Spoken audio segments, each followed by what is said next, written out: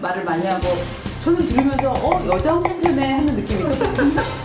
뉴스를 쪼다 오늘은 원내 제4당이죠. 바른정당의 새 대표로 선임된 이해훈 의원에 대해서 얘기를 나눠보도록 하겠습니다. 자, 이 의원 워낙 유명하신 분이에요. 여성 정치인들 중에서. 그렇죠. 자, 박 부장님 한번 단단하게 소개해 주시죠. 서울대 경제학과 82학번이죠. 네, 1982년. 네, 그 다음에 지금 현재 삼선 의원이고요. 맞습니다. 지난 총선에서 그 어디였죠? 서초구를 두고서 정말 친박 새 친박이죠. 그러니까 그렇죠. 네. 그러니까 조윤선 의원과 그때 당시에는 의원이 아니고. 그렇죠. 저 정무수석 하고 나서 이제 그때는 무직이었는데 그렇죠. 이 무직인 조윤선과 이해훈과 누가 되느냐를 두고 진짜 접전을 벌였잖아요. 그러다 그렇죠. 결국 이해훈 의원이 이제 국회의원 경선에서 이기고 나서 국회의원이 됨으로써 삼선이 됐고, 그때 당시 두 사람의 싸움이 왜 그렇게 관심을 많이 받았느냐. 첫째, 대표적인 그 당시에는 여권이었죠. 여당이었으니까 여권의 대표적인 여성 중진 정치인들이었다. 그다음에 두 번째, 원조 친박과 신친박의 대결이다. 그러니까 이해훈 의원은 그 박근혜 전 대통령이 대선을 2번 치르는 동안에 다 옆에 있었던 측근이었고, 그 다음에 한때는 그 박근혜 대통령, 그러니까 지난 대선, 지지난 대선이죠. 그 경제 공약까지 만들었을 정도로 정책 브레인에 가장 가까운 의원 중에 한 분이었는데, 어떻게 경제민주화 이런 거 놓고서 박근혜 정부 출범 이후에 사이가 틀어져서 완전히 이제 반박까지는 아니어도 원박, 소위 멀어진 박이 됐고, 조윤선 지금 전 장관이라고 저희가 해야 되겠죠. 좀 마지막 직책이 전 문체부 장관이니까 조윤선 전 장관은 뒤늦게 박근혜 전 대통령하고 친해가지고 지난 대선 때 완전히 최측근 옆에서 수행을 하다가 소위 말하는 박근혜 정부 들어서고 나서는 청와대 정무수석, 최초의 여성 정무수석, 그 다음에 또 이 총선에서도 친박의 모든 전폭적인 지원을 받았는데 결국은 어떻게 떨어져가지고서 그 다음에 받은 자리가 또 문체부 장관으로 오히려 어떻게 보면 영전을 했다 그럴까요? 그래서 그럴 정도의 친박이었는데 새로운 친박, 신박이었죠. 두 사람의 그 대결 구도에서 결국 이해훈 의원이 이겼다. 근데 그 당시에는 이제 호사가들의 입장에서는 이제 좀 그 두 의원의 그 배경이라고 그럴까요? 그런 부분에서도 이해훈 의원 같은 경우는 구여권, 그러니까 전두환 정권이 당시에 내무부 장관도 하시고, 그 다음에 아마 이분도 삼선하셨을 거예요, 울산에서. 김태호 전 장관의 며느리거든요. 그렇죠. 큰 며느리. 그래서 이런 배경, 이해훈 의원. 그 다음에 조윤선 의원도 남편도 변호사, 본인도 변호사. 그래서 굉장히 화려한 이력을 자랑했는데, 이 화려한 두 여걸이 붙었는데, 누가 이기느냐. 그래가지고 굉장히 관심이 많았었죠. 근데 결국 이해훈 의원이 됐었죠. 그리고 특히 그 당시에 왜 공천도구 엄청 갈등이 많았었잖아요. 당이 찢어질, 사실 당이 지금 이렇게 막 허물어지고 이런 데는 지난번 그 총선 과정에서 만들어졌던 각종 잡음들이 큰 이후에는 균열음이 되고 말았는데, 사실 당시에 정말 이 얘기가 많았어요. 뭐냐면 친박계에서는 어떻게든지 조윤선을 시켜줘야 된다. 그렇죠. 라고 해갖고 그건 대통령의 뜻이라고 봐야 되겠죠. 이상한 공작을 많이 했다는 얘기가 나왔었거든요, 당시에. 그래서 왜 원래 그 공천을 두고서는 정말 엄마 아빠도 멱살 잡는 이런 상황이잖아요. 그래갖고 당시에 정말 이해훈 의원이 마음속으로 뭘 많이 갈았다는 얘기가 있었는데 칼 많이 갈았겠죠. 근데 이게 참 인생 새옹지마라고 하는 게, 이분이 그 국회의원 되고 나서 지난해에 대통령 탄핵, 그리고 문화부 장관으로서 조윤선 장관은 블랙리스트 사건의 주역 이렇게 됐는데, 그때 정말 무시무시하게 조윤선 장관을 씹었잖아요. 그래서 근데 이분이 원래 입이 좀 이렇게 뭐라고 할까, 험하다는 표현을 하면 좀 실례일지 모르겠는데, 좋게 말하면 바른 말을 잘하시는, 쓴소리를 잘하시는 분이고, 좀 나쁘게 표현하면은 사람들의 가슴을 갖다가 아프게 만들 정도의 그 일종의 저격수라고 그래야 되나? 그런 역할들을 좀 해요. 그래서 이해훈 의원에 대해서는 좀 호불호가 사람들 사이에 많이 엇갈립니다. 그래서 굉장히 호가 있습니까?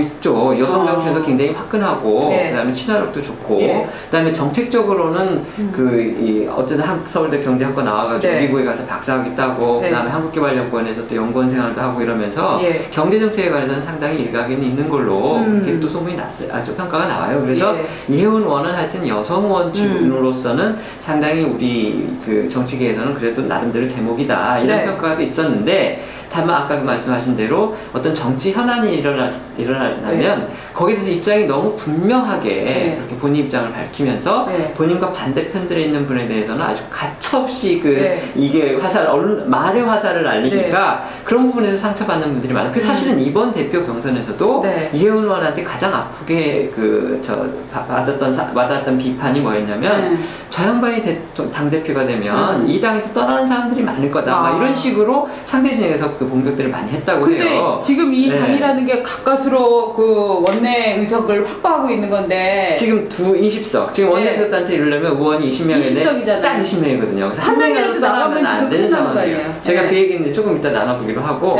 지금 자연스럽게 우리가 경선 과정으로 넘어갔으니까 경선 과정을 한번 되돌아보면 사실 일반 국민들은 바른정당의 이번 당대표 경선에 대해서 그렇게 큰 관심을 안 가졌을 겁니다. 맞아요. 사실 언론에서도 마찬가지고. 왜냐면 이거는 원내 제4당의 위상이 워낙 그렇게 뭐 정치권에서 규정이 크지를 않기 때문에 이 당도 아니고 이 당도 아니고. 지금은 그래서 민노당보다도 지금 떨어지는 상황이죠. 정의당. 네, 그래서 하여튼 그런 어떤 약체이기 때문에 비록 관심을 안 가지고 어쨌든 당대표가 됐고 원내교섭단체의 여성이 또 당대표가 됐고 그래서 관심이 많은데 그거보다도 더 재밌는 이번 경선의 그 이면에서 했던 그 뒷얘기 중에 재밌는 건 뭐냐면 이번 경선이 바로 바른정당의 양대 주주라고 할 수 있는 정치적 주주라고 할 수 있는 유승민 전 대선 후보, 김무성 전 신한국당 대표죠. 새누리당 대표인가요? 그 양측의 어떤 계리전 양상이었다 이런 얘기들이 많았어요. 왜 그러냐면 이혜훈 지금 신임 당대표 같은 경우는 유승민 전 후보의 학교 그다음에 한국개발연구 KDI의 직계 후배가 돼요. 경제학과도 유승민 의원 76학번, 이분이 82학번. 그다음에 KDI도 유승민 의원 같은 경우는 96년에서 87년부터 2000년까지 KDI 연구원을 했고 이혜훈 의원은 96년부터 2002년까지 연구를 해서 두 사람이 거기서 같은 경제학 전공을 했기 때문에 직계 선후배 사이가 되고 그다음에 또 지난 대선 과정에서 유승민 의원에 대한 아주 강력한 지원자 역할을 했죠. 그래서 그 선거 와중에 자유한국당으로 바른정당 의원들이 집단 탈당했잖아요. 그때 가장 최일선에서 그 탈당파들을 비판을 하고 유승민 의원에 대한 일종의 무슨 방어막을 쳐준 분이 사실 이혜훈 의원이거든요. 그래서 그리고 정책적으로 이혜훈 의원이 유승민 의원의 어떤 그 중도 개혁 보수라고 할까, 중도 보수 개혁이라고 할까 이런 쪽하고 가장 또 잘 맞아요. 그게 그래서 유승민 의원의 가장 그 지원을 든든하게 받아서 됐다. 반면에 우리 김무성 전 대표 같은 경우는 누구를 밀었냐? 이번에 나오신 다른 후보가 정운천 전 농림부 장관, 그 다음에 김영호 의원, 그 다음에 하태경 의원, 뭐 이런 분들이었거든요. 그 중에서 또 한 분 그 조중에 그만둔 분들이었죠. 지상욱 의원 있죠. 그래서 지상욱 의원과 그 다음에 그 정운천 전 장관, 지금 현재 의원이죠. 그 두 사람이 김무성계로 분류가 되는데 김무성 의원 쪽에서는 아마 그 정운천 전 장관을 좀 밀었었나 봐요. 근데 이제 정운천 전 장관이 지금 현재 의원이니까 의원이라고 하죠. 이분 지역구가 전주잖아요. 그러니까 바른정당의 지역적인 기반이 사실 호남은 약하잖아요. 그러니까 이분이 한계가 있었나 봐요. 그래서 막판에 이제 새가 별로 안 붙으니까 제가 취재를 해보니까 김무성 의원 쪽에서 어떻게 전략을 바꿨느냐 이혜훈만은 떨어뜨리자 이랬다는 거예요. 그래서 이혜훈 의원을 2등으로 만들자. 그래서 딱 상황을 보니까 그나마 2등의 가능성이 있어서 잘 된 사람이 하태경 의원이었다는 거예요. 하태경 의원은 김무성계도 아니고 독립군인데 부산 물론 지역은 같은 부산이죠. 그래서 김무성계가 막판에 하태경 의원을 뒤집기 위해서 지원을 했다. 그래가지고 제가 진짜 보니까 막판 득표율이 이혜훈 당대표가 36.9, 하태경 의원이 33.1이에요. 상당히 많이 오더라고요. 3.8이에요. 근데 이게 당초에 예상했던 그거 격차에서 굉장히 좁혀진 거예요. 그러니까 조금만 우리가 그런 말 많이 하잖아요. 선거가 뭐 일주일만 뒤였으면, 3일만 뒤였으면 뒤집어졌다. 이런 얘기가 실제로도 지금 나온다는 거예요. 그럴 정도로 김무성 의원이 이혜훈 당대표에 대해서는 별로 그렇게 우호적이지 않았다. 이런 얘기가 돕니다. 이걸 보고 어떻게 느꼈어요? 유승민 의원은 역시 그래도 대선 후보의 그 약발이 아직은 좀 있다고 보이지 않으세요? 어떻게 느끼세요? 아니 그런 것도 있고 옥새 들고 나르샤 했었잖아요. 유승민 작년 그 총선에 김무성 김무성 대표가 유승민 의원한테 공천 안 준 거 사실 당이 쪼개지는 결정적 계기였잖아요. 그때는 도장 들고 날라놓고 왜 지금 둘이 이런 관계가 되었을까? 아니 근데 그렇죠. 그때는 정말 유승민 의원을 갖다가 보호해주기 위해서 막 했었는데 근데 이제 그 이유는 제가 보니까 김무성 저번에도 저희가 이 뉴스를 쪼다 시간에 얘기를 드렸던 것 같은데 김무성 전 대표, 김무성 의원의 입장에서는 유승민이 자기가 생각할 대선 후보는 아니었어요. 반기문 위해서 이거 만들어내가지고 정권 네. 다시 한번 해보려고 그랬는데 네. 유승민 후보가 안 된다, 경선하자 네. 막 하고 그러니까 결국 반기문 전 총장이 나가 떨어진 거잖아요. 글쎄, 뭐 들어오기도 전에 나가 떨어진. 네, 그러니까 김무성 대표 입장에서는 유승민 의원이 아이고 정말 이럴 거라고요. 유승민의 고집 때문에 결국 이 꼴이 났다. 네, 이 사달이 났고 이 판이 다 이렇게 헝클어져 버렸다. 네. 그래서 저는 그랬던 것 같은데 네. 어쨌든 그런 뒷얘기가 있다고 하고요. 네. 자, 어쨌든 그렇게 해서 이제 유승민 전 후보가 이제 승리를 어쨌든 됐다는 거예요. 네. 그렇다고 그러면 이혜훈 대표 같은 경우는 유승민 전 후보한테 마음의 정치적인 또 빚이 있겠죠. 그렇죠. 그렇다고 보면 이 당에서 여러 가지 앞으로 진로와 관련해서 유승민 의원의 일종의 뭐라 그럴까, 입김이라고 그럴까, 영향력이라고 그럴까, 그게 상당히 커질 가능성이 있다. 네. 이런 얘기가 있어요. 그러니까 유승민 의원은 지금 자주파잖아요. 그렇죠. 자강파. 자주. 네, 그렇죠. 그러니까 그 얘기 한번 설명해 보시죠. 예, 지금 그러니까 두 흐름이 있는 거잖아요. 네. 어차피 보수가 다시 일어서려면 자유한국당이랑 뭉치는 그렇죠. 수밖에 없다라고 주장하는 측과 그렇죠. 뭔 소리냐, 거기랑 우리는 안 된다. 그렇죠. 차라리 우리가 정말 그 국민의당과 손을 잡아도 여기랑은 손을 못 잡는다 하는 그렇죠. 쪽이 있는 건데 유승민 의원은 지금 후자인 유승민 거죠. 의원은 당연히 지금 후자인 거고 그렇죠. 김무성 의원은 또 반대로 어떻게 좀 생각이 큰 메이저랑 또 합쳐볼까 하는 그렇죠. 생각 갖고 있다는 거 아니에요. 그러니까 이게 네. 지금 그 정치권에서 가장 중요하게 지금 앞두고 있는 정치적 이벤트는 내년 지방선거거든요. 맞습니다. 그러니까 지금 대선에서는 완전히 야당이 그냥 원사이드하게 패배를 했는데 보수 정당들이 내년 지방선거에서 네. 또 원사이드가 패배를 할 경우에는 네. 그 다음에 이제 바로 총선이 또 이어지고 네. 거기까지도 기여를 못하게 되니까 지금 네. 보수 정당 입장에서는 내년 지방선거에서 뭔가 한번 이 판을 뭔가 흐름을 갖다가 다르게 가져가야 돌려놔야지 다음 총선, 다음 대선에서 맞습니다. 가능성이 있다고 본단 말이에요. 그리고 근데 구성원들 개개인들은 이런 생각을 한다는 거 아니에요. 우리가 네. 지금 이 바른정당 이름으로 내년에 선거에 나가서 이길 수 있냐. 그렇죠. 그 그렇죠. 지역에서 지금 이를테면 뭐 지역위원장이라든가 이런 그 뿌리 조직에서부터 그렇죠. 이걸로는 못 해먹는다. 그렇죠. 계속 얘기가 나오니까 이 당은 지금 어떻게 해서든지 등치를 불려야 되는 상황이잖아요. 지금 보수 정당 쪽에 계신 분들, 선거에 나가려고 네. 하신 분들은 이런 생각을 갖고 있을 거예요.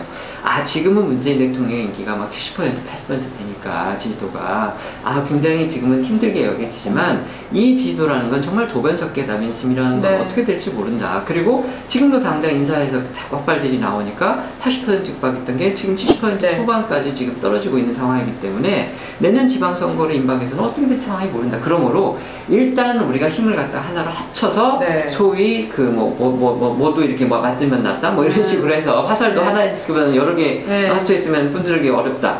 소위 그런 논리를 피우면서 네. 이제 특히 자유한국당은 네. 자기들이 세가 일단 크니까 네. 일종의 구심력을 발휘해가지고서 이렇게 끌어들이려고 네. 하는 거죠. 근데 지금 바른정당에서 유승민 후보 같은 경우는 네. 다음에도 자기가 한번 해야 되는데 거기로 쓸려가면은 워낙 지금 뭐 그렇죠. 이념적으로 지난 대선 때도 상당히 어떤 정책적인 면에서 많은 차이를 보였고 특히 가장 중요한 변수는 자유한국당의 당대표가 홍준표 전 후보가 될 가능성이 크니까 그렇죠. 내가 어떻게 저 사람 밑에서 저 사람하고 같이 이런 생각이 강한 거죠. 그래서 근데 네.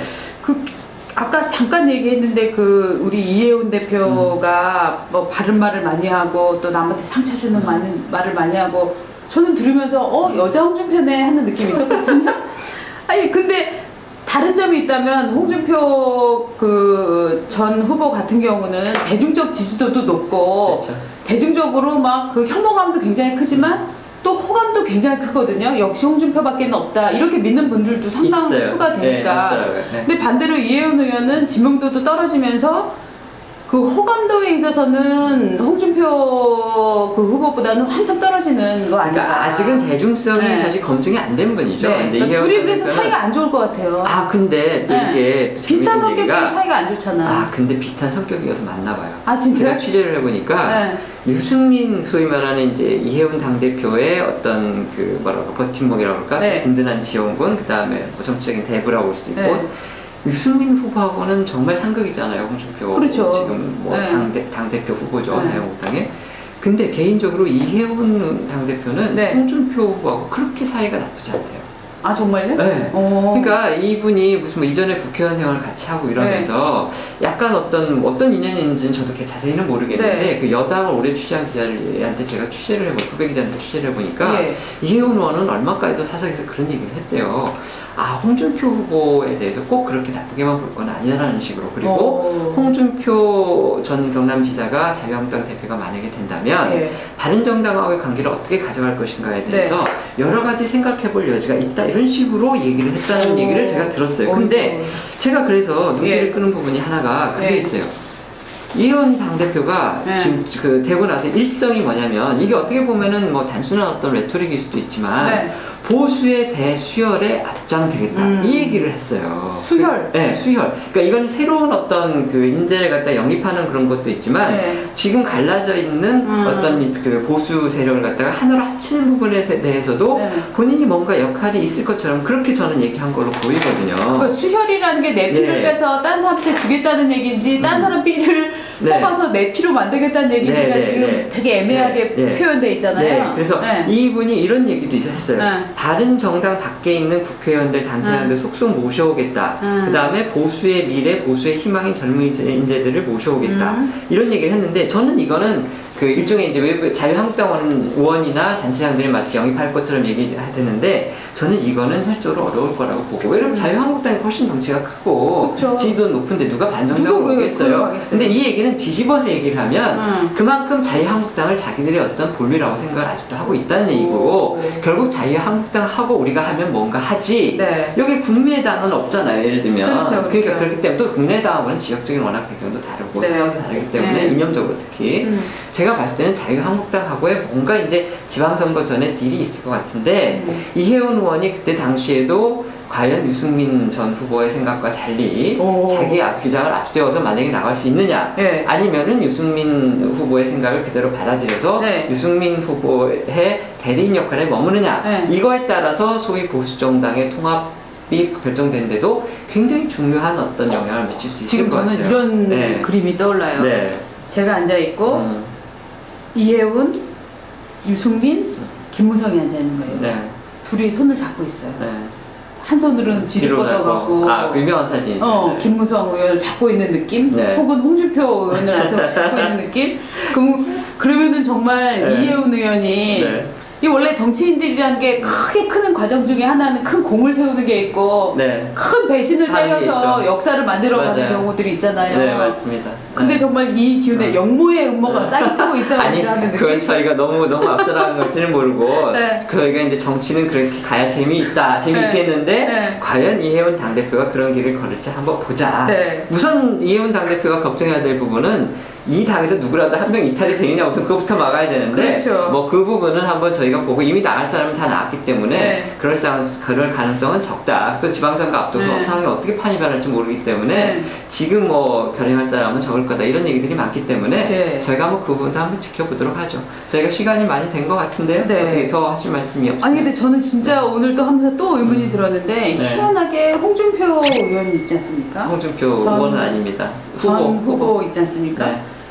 그 여성 폄하 발언 같은 것도 많이 하고 그래서 겉에서 보기에는 여성들이 좀 싫어할 것 같은데 국회에서 홍준표 의원이랑 친하다 그 사람 의외로 괜찮다 하는 여성들이 꽤 있어요. 도대체 그의 매력은 뭔지 다음에 좀 파보고 싶어요. 여성인 박 부장이 한번 생각해 보시고 다음 기회에 한번 얘기를 나눠보죠.